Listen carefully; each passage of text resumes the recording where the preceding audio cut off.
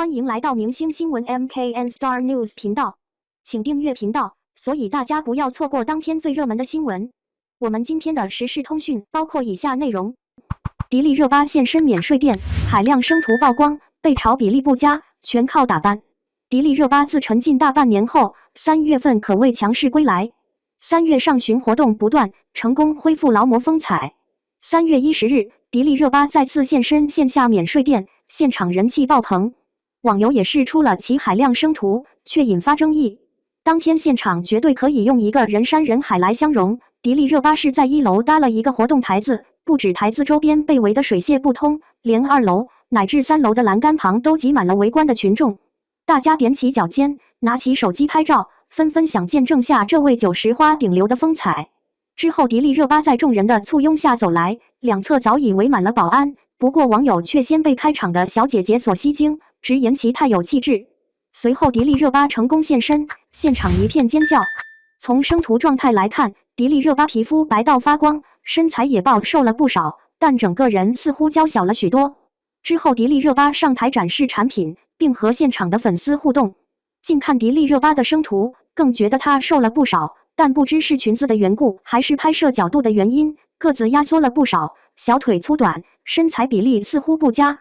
不少网友表示迪丽热巴瘦了很多，但感觉比例没之前那么好了，咋感觉热巴矮了，小腿那么短？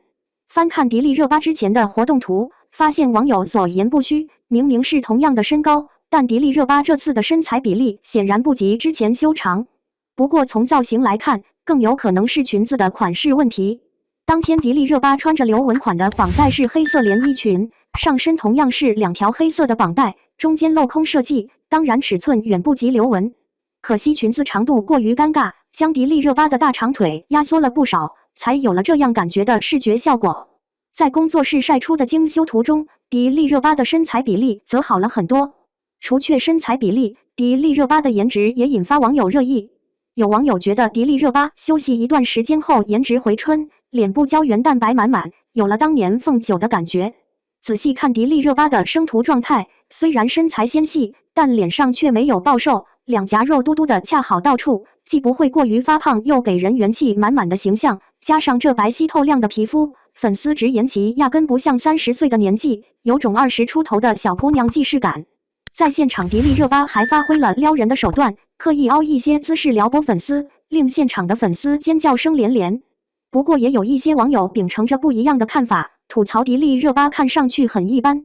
网友吐槽迪丽热巴没有古力娜扎一半漂亮，她的脸纯粹靠打扮出来的。还有人再次搬出3不1热巴的梗，直言新疆比她好看的多了去了。其他网友也有感慨审美疲劳，造型难看的。事实上，迪丽热巴和古力娜扎一直被拿来比较。迪丽热巴作为90花女顶流，颜值更是备受争议。